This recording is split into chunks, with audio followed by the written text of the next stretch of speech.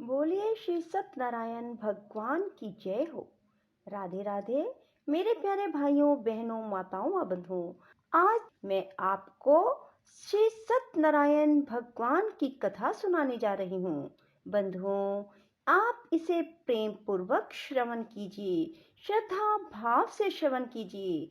बंधुओं, मैं आपको श्री सत्यनारायण व्रत की विधि और महत्व भी बताऊंगी। बंधुओं, हिंदू धर्म में हर कोई सत्यनारायण व्रत करता है। सत्यनारायण भगवान भगवान विष्णु को ही कहा जाता है। बंधुओं, विष्णु भगवान समस्त जगत के पालनहार हैं। बंधुओं, जो मनुष्य भी सत्यनारायण भगवान का ये व्रत करते हैं और कथा सुनते हैं, भगवान श्री सत्यनारायण उनके सभी कष्टों को दूर करके उनकी हर मनोकामना पूरी करते हैं।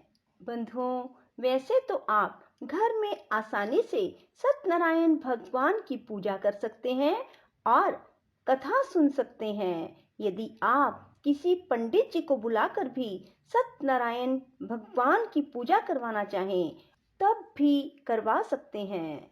बंधुओं, श्री सत्यनारायण भगवान की कथा सुनने मात्र से आपको संपूर्ण फल की प्राप्ति होती है। बंधुओं, श्री सत्यनारायण भगवान की कथा आप गृह प्रवेश पर, किसी के जन्मदिन पर या फिर शादी के अवसर पर भी करवा सकते हैं।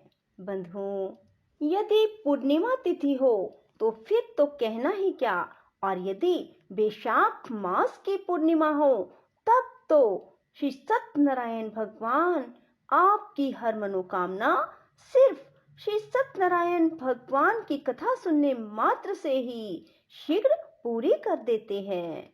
बंधुओं, यदि आपने हमारे चैनल को अब तक सब्सक्राइब नहीं किया तो जरूर करें और बेल आइकन दबाना ना भूलें, ताकि आपको हमारी आने वाली सभी वीडियोस की जानकारी सबसे पहले हो सके। बंधुओं, श्री सत्यनारायण भगवान की कथा को जब भी सुने, पूरी सुने, ताकि आपको पूर्ण फल की प्राप्ति हो सके।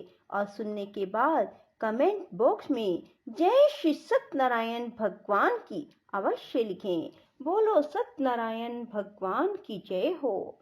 बंधुओं, जो मनुष्य भी सत्यनारायण के व्रत को कर रहे हैं, वे सुबह जल्दी उठें और सूर्योदय से पहले उठकर स्नान आदि से निवृत्त होकर भगवान विष्णु को स्नान कराएं और पंचोपचार भगवान की पूजा करें। बंधुओं, उसके बाद भगवान श्री को तुलसी दल चढ़ाएं, फूल चढ़ाएं। बंधुओं, आज गुरुवार होने से भगवान को पीले पुष्प चढ़ाएंगे तो आपकी मनोकामना शीघ्र अतिशीघ्र पूरी होगी। बंधुओं, पूर्णिमा के दिन भूल कर भी किसी की निंदा ना करें, किसी से झगड़ा ना करें और हो सके तो अधिक से अधिक मौन रहें। बंधुओं, पूर्णिमा के दिन भगवान विष्णु के 108 नाम सुने, श्रीमद् भागवत गीता का एक अध्याय सुने, भगवान विष्णु की कथाएं सुने और भगवान विष्णु के स्तोत्र सुने। बंधुओं, सत्यनारायण व्रत करने वाला मनुष्य पूर्णिमा के दिन सायंकाल के समय स्नान आदि से निवृत्त होकर पूजा स्थान पर आसन लगाकर बैठे और श्री गणेश, गौरी, वरुण, विष्णु आदि सभी देवताओं का ध्यान करके पूजन करें। संकल्प करें कि मैं श्री सत्यनारायण स्वामी का पूजन व कथा श्रवण सदैव करूंगा। पुष्प हाथ में लेकर श्री सत्यनारायण का ध्यान करें। यज्ञोपवीत पुष्प नैवेद्य आदि से युक्त होकर स्तुति करें। हे भगवान, मैंने श्रद्धा पूर्वक फल, जल आदि सब सामग्री आपके अर्पण की है, इसे स्वीकार कीजिए। मेरी विपदाओं से रक्षा कीजिए। मैं आपको बारंबार प्रणाम करता हूँ। इसके बाद श्री सत्यनारायण भगवान की कथा पढ़ें या फिर श्रवण करें। श्री सत्यनारायण भगवान की कथा आरंभ। पहला अध्याय। एक समय नैमिषारण्य ने तीर्थ में शौनक आदि 88,000 ऋषियों ने श्री सूत जी से पूछा, हे प्रभु, इस कलयुग में वेद विद्या रहित मनुष्यों को प्रभु भक्ति किस प्रकार मिलेगी? इसका उद्धार कैसे होगा? हे मुनिश्रेष्ठ, कोई ऐसा तप कहिए जिसमें थोड़े समय में पुण्य प्राप्त हो और मन वांछित फल भी मिले। वह कथा सुनने की हमारी प्रबल इच्छा है। सर्व शास्त्र ज्ञाता श्री सूत जी बोले, हे वैष्णवों में पूज्य, आप सब ने प्राणियों के हित की बात पूछी है। अब मैं उस श्रेष्ठ व्रत को आप लोगों से कहूंगा, जिस व्रत को नारद जी ने श्री लक्ष्मी नारायण भगवान से पूछा और श्री लक्ष्मीपति ने मुनि श्रेष्ठ नारद जी से कहा।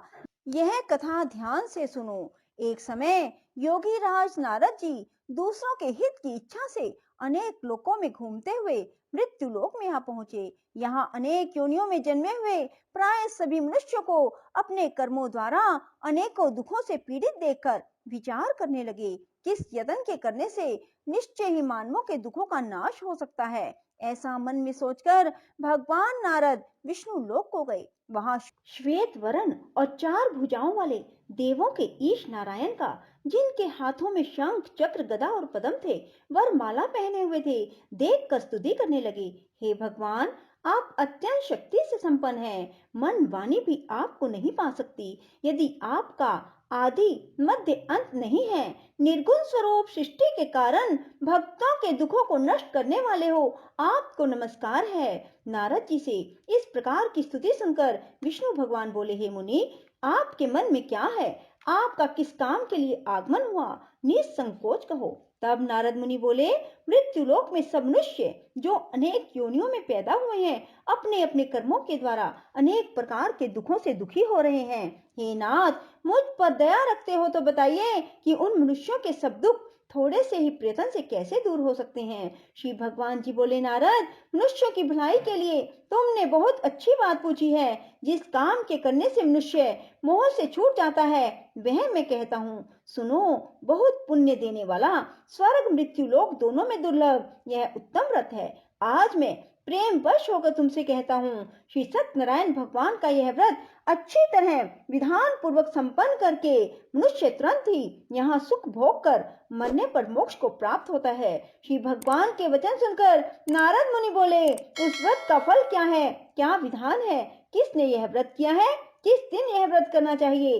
हे भगवान, मुझसे विस्तार से कहो। भगवान बोले, दुख शोक आदि को दूर करने वाला यह व्रत सब स्थानों पर विजय प्राप्त करने वाला है। भक्ति और श्रद्धा के साथ किसी भी दिन मनुष्य श्री सत्यनारायण की शाम के समय ब्राह्मणों और बंधुओं के साथ धर्म परायण होकर पूजा करे। भक्ति भाव से नैवेद्य केले का फल, घी, दूध और गेहूं का चूरन सवाया लेवे। गेहूं के अभाव में साठी का चूरन, शक्कर अथवा गुड़ ले भक्ति भाव से भगवान को अर्पण करे। बंधु बांधवों सहित ब्राह्मणों को भोजन कराए, पश्चात स्वयं भोजन करे। रात्रि में नृत्य गीत आदि का आयोजन कर श्री सत्यनारायण भगवान का स्मरण करता हुआ समय व्यतीत करे। इस तरह व्रत करने पर मनुष्य की इच्छा निश्चय पूरी होती है। विशेषकर कली काल में मृत्यु लोक पर यही मोक्ष का सरल उपाय है। इति श्री सत्यनारायण व्रत कथा का प्रथम अध्याय संपूर्णम। ओम हरे राम राम राम हरे हरे, हरे कृष्ण कृष्ण कृष्ण हरे हरे। दूसरा अध्याय। सूत जी बोले, हे ऋषियों, जिसने पहले समय में इस व्रत को किया है उसका इतिहास कहता हूँ, ध्यान से सुनो। सुंदर काशीपुरी नगरी में एक अत्यंत निर्धन ब्राह्मण रहता था। वह भूख और प्यास से बेचैन हो पृथ्वी पर घूमता था। ब्राह्मणों से प्रेम करने वाले श्री भगवान ने ब्राह्मण को दुखी देखकर बूढ़े ब्राह्मण का रूप धारण कर उसके पास जा आदर के साथ पूछा, हे विप्र, तुम नित्य ही दुखी होकर पृथ्वी पर क्यों घूमते हो? हे श्रेष्ठ ब्राह्मण, यह सब मुझसे कहो, मैं सुनना चाहता हूँ। ब्राह्मण बोला, मैं निर्धन ब्राह्मण हूँ, भिक्षा के लिए पृथ्वी पर फिरता हूँ। हे भगवान, यदि आप इससे छुटकारे का उपाय जानते हो तो कृपा कर कहो। वृद्ध ब्राह्मण बोला, श्री सत्यनारायण भगवान मनवांछित फल देने वाले हैं, इसलिए हे ब्राह्मण, तू उनका पूजन कर, जिसके करने से मनुष्य सब दुखों से मुक्त होता है। ब्राह्मण को व्रत का सारा विधान बतलाकर बूढ़े ब्राह्मण का रूप धारण करने वाले श्री सत्यनारायण भगवान अंतर्ध्यान हो गए। जिस व्रत को वृद्ध ब्राह्मण ने बतलाया है मैं उसको करूंगा। यह निश्चय करने पर उस वृद्ध ब्राह्मण को रात में नींद नहीं आई। वह सवेरे उठकर श्री सत्यनारायण भगवान के व्रत का निश्चय कर भिक्षा के लिए चल दिया। उस दिन उसको भिक्षा में बहुत धन मिला, जिससे बंधु बांधवों के साथ उसने श्री सत्यनारायण का व्रत किया। उसके करने से वह विप्र सब दुखों से छूटकर अनेक प्रकार की संपत्तियों से युक्त हुआ। उस समय से वह विप्र हर मास व्रत करने लगा। इस तरह सत्यनारायण भगवान के व्रत को जो मनुष्य भी करेगा वह सब पापों से छूटकर मोक्ष को प्राप्त होगा। आगे जो पृथ्वी पर सत्यनारायण भगवान का व्रत करेगा वह मनुष्य सब दुखों से छूट जाएगा। इस तरह नारद जी से नारायण का कहा हुआ यह व्रत मैंने तुमसे कहा। हे विप्रो, अब मैं और क्या कहूँ। ऋषि बोले, हे मुनीश्वर, संसार में इस विप्र से सुनकर किस किसने इस व्रत को किया हम सब सुनना चाहते हैं। इसके लिए हमारे मन में श्रद्धा है। सूत जी बोले, हे मुनियों, जिसने इस व्रत को किया वह सब सुनो। एक समय यह वृद्ध ब्राह्मण धन और ऐश्वर्य के अनुसार बंधु बांधवों के साथ व्रत करने को तैयार हुआ। उसी समय एक लकड़ी बेचने वाला बूढ़ा आदमी आया और बाहर लकड़ियों को रखकर विप्र के मकान में गया। प्यास से दुखी लकड़हारा उनको व्रत करते देखकर विप्र को नमस्कार कर कहने लगा, आप यह किसका पूजन कर रहे हैं? इस व्रत को करने से क्या फल मिलता है? कृपा करके मुझे भी बताओ। ब्राह्मण ने कहा, सब मनोकामनाओं को पूरा करने वाला यह श्री सत्यनारायण भगवान का व्रत है। इनकी कृपा से मेरे यहाँ धन धान्य आदि की वृद्धि हुई है। विप्र से इस व्रत के बारे में जानकर लकड़हारा बहुत प्रसन्न हुआ। भगवान का चरणामृत ले भोजन करने के बाद अपने घर को गया। लकड़हारे ने अपने मन में इस प्रकार संकल्प किया कि आज ग्राम में लकड़ियां बेचने से जो भी धन मिलेगा उसी से मैं श्री सत्यनारायण देव का उत्तम व्रत करूंगा। यह मन में विचार कर वह बूढ़ा आदमी लकड़ियां अपने सिर पर रखकर जिस नगर में धनवान लोग रहते थे ऐसे सुंदर नगर में गया। उस रोज वहां उसे उन लकड़ियों का दाम पहले दिनों से चौगुना मिला। तब वह बूढ़ा लकड़हारा दाम ले अति प्रसन्न होकर पके केले की फली, शक्कर, घी, दुग्ध, दही और गेहूं का चूर्ण इत्यादि श्री सत्यनारायण भगवान के व्रत की कुल सामग्रियों को लेकर अपने घर गया।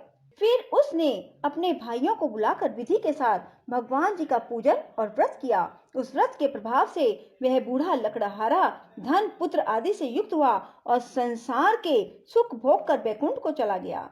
इति श्री सत्यनारायण व्रत कथा का 2य अध्याय संपूर्णम। ओम हरे राम राम राम हरे हरे, हरे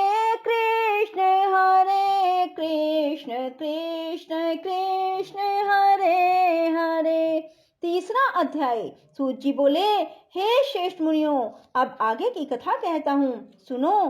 पहले समय में उल्का मुख नाम का एक बुद्धिमान राजा था। वह सत्य वक्ता और जितेंद्रिय था। प्रतिदिन देव स्थानों पर जाता, गरीबों को धन देकर उनके कष्ट दूर करता था। उसकी पत्नी कमल के समान मुख वाली सती साध्वी थी। भद्रशिला नदी के तट पर उन दोनों ने श्री सत्यनारायण भगवान का व्रत किया। उस समय वहां एक साधु वैश्य आया। उसके पास व्यापार के लिए बहुत सा धन था। वह नाव को किनारे पर ठहराकर राजा के पास आया। राजा को व्रत करते देखकर विनय के साथ पूछने लगा, हे राजन, भक्ति युक्त चित्त से यह आप क्या कर रहे हैं? मेरी सुनने की इच्छा है तो आप मुझे बताइए। राजा बोला, हे साधु, अपने बांधवों के साथ पुत्र आदि की प्राप्ति के लिए एक महाशक्तिमान सत्यनारायण भगवान का व्रत व पूजन किया जा रहा है। राजा के वचन सुनकर साधु आदर से बोला, हे राजन, मुझसे इसका सब विधान कहो। मैं भी आपके कथन अनुसार इस व्रत को करूंगा।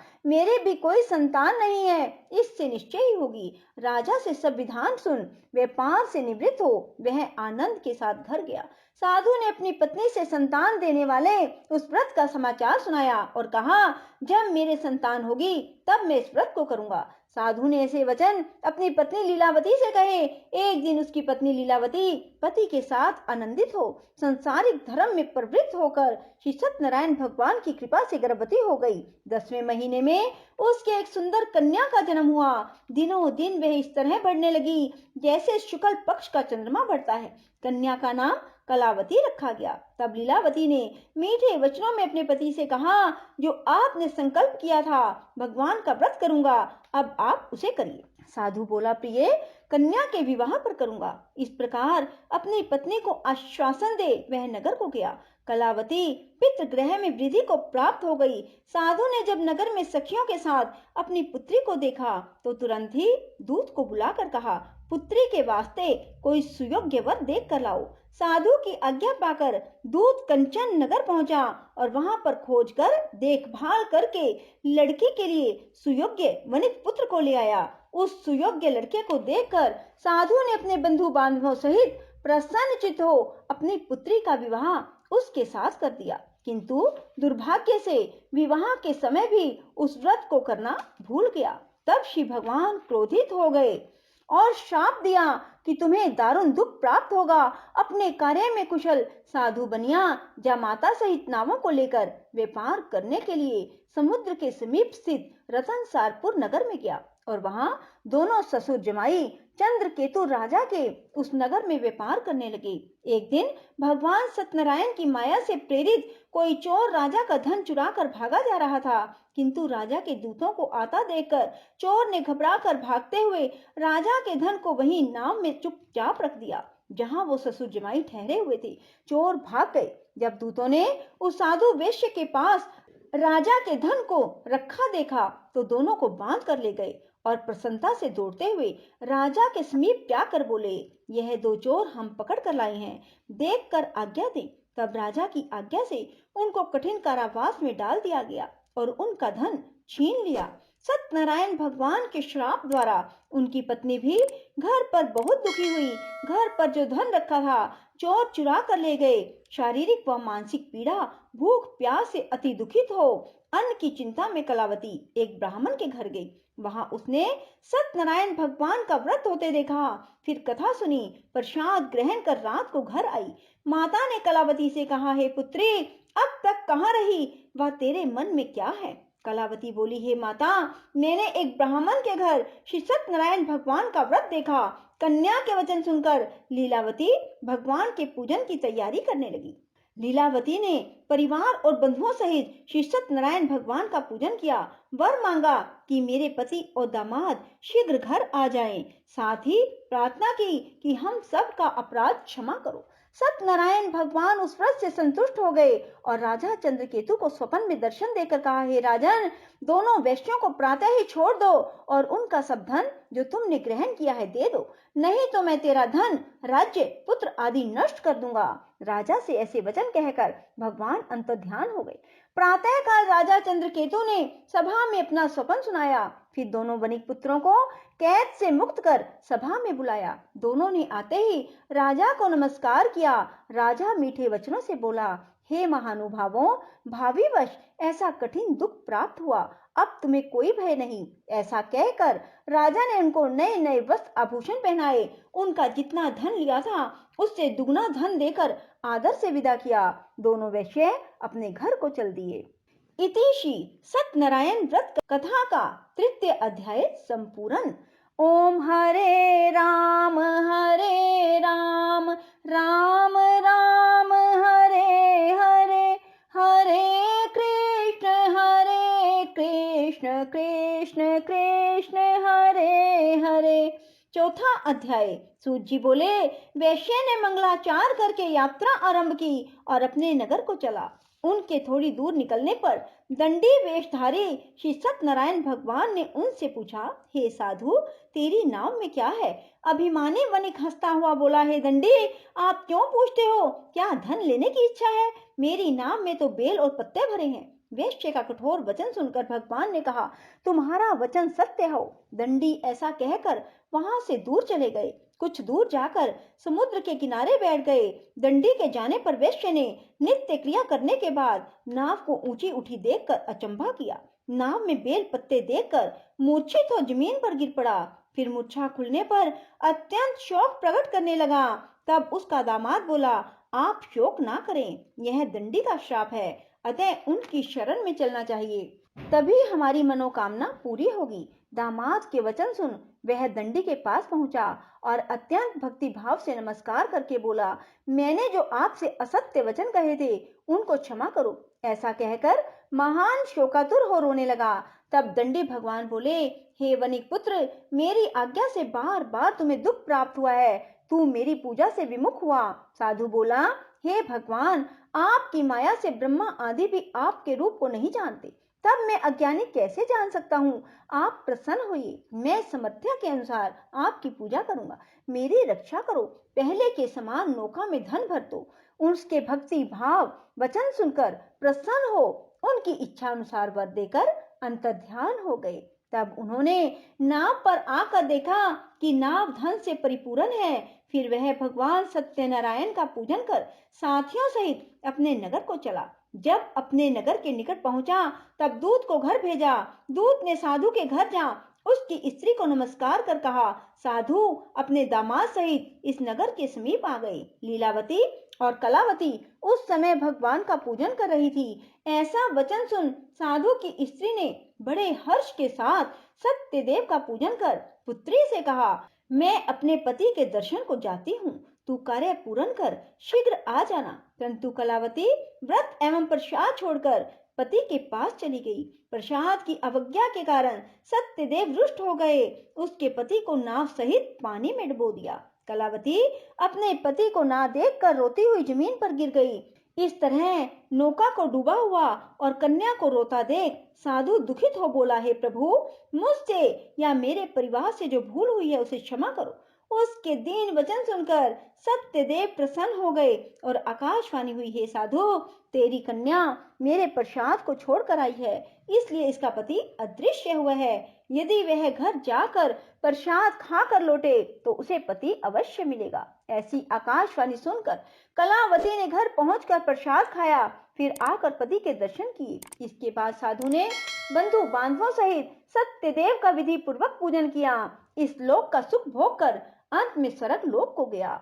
इति श्री सत्यनारायण व्रत कथा का चतुर्थ अध्याय संपूर्ण। ओम हरे राम राम राम हरे हरे, हरे कृष्ण कृष्ण कृष्ण हरे हरे। पांचवा अध्याय। सूत जी बोले, हे ऋषियों, मैं और भी कथा सुनाता हूँ, सुनो। प्रजा पालन में लीन तुंगध्वज नाम का एक राजा था। उसने भी भगवान का प्रसाद त्याग कर बहुत दुख पाया। एक समय वन में जाकर वन्य पशुओं को मारकर बड़ के वृक्ष के नीचे आया। वहां उसने ग्वालों को भक्ति भाव से बांधवों सहित श्री सत्यनारायण का पूजन करते देखा। राजा देखकर भी अभिमानवश वहां नहीं गया, ना नमस्कार किया। जब ग्वालों ने भगवान का प्रसाद उसके सामने रखा तो वह प्रसाद त्याग कर अपनी नगरी को चला गया। वहां उसने अपना सब कुछ नष्ट पाया तो जान गया कि यह सब भगवान ने किया है। तब वह विश्वास कर ग्वालों के पास दोबारा गया और विधि पूर्वक पूजन कर प्रसाद खाया। सत्यनारायण देव की कृपा से सब कुछ पहले जैसा हो गया। फिर दीर्घकाल तक सुख भोग कर मरने पर स्वर्ग लोक को गया। जो मनुष्य इस परम दुर्लभ व्रत को करेगा या कथा को सुनेगा, भगवान की कृपा से उसे धन धान्य की प्राप्ति होगी। निर्धन धनी बंधी बंधन से मुक्त होकर निर्भय हो जाता है। संतानहीनों को संतान की प्राप्ति होती है और सभी मनोरथ पूर्ण होकर अंत में वैकुंठ धाम को जाता है। जिन्होंने पहले इस व्रत को किया, अब उनके दूसरे जन्म की कथा सुनो। वृद्ध शतानंद ब्राह्मण ने सुदामा का जन्म लेकर मोक्ष पाया। उल्कामुख नाम का राजा दशरथ होकर वैकुंठ को प्राप्त हुआ। साधु नाम के वैश्य ने मोर ध्वज बनकर अपने पुत्र को आरे से चीरकर मोक्ष को प्राप्त किया। महाराज तुंगध्वज ने स्वयं भू होकर भगवान में भक्ति युक्त कर्म कर मोक्ष को प्राप्त किया। इति श्री सत्यनारायण व्रत कथा का पंचम अध्याय संपूर्णम। राधे राधे, जय श्री कृष्णा। बंधुओं, यदि आपको हमारी वीडियो पसंद आए तो इसे लाइक करें और शेयर भी जरूर करें। धन्यवाद।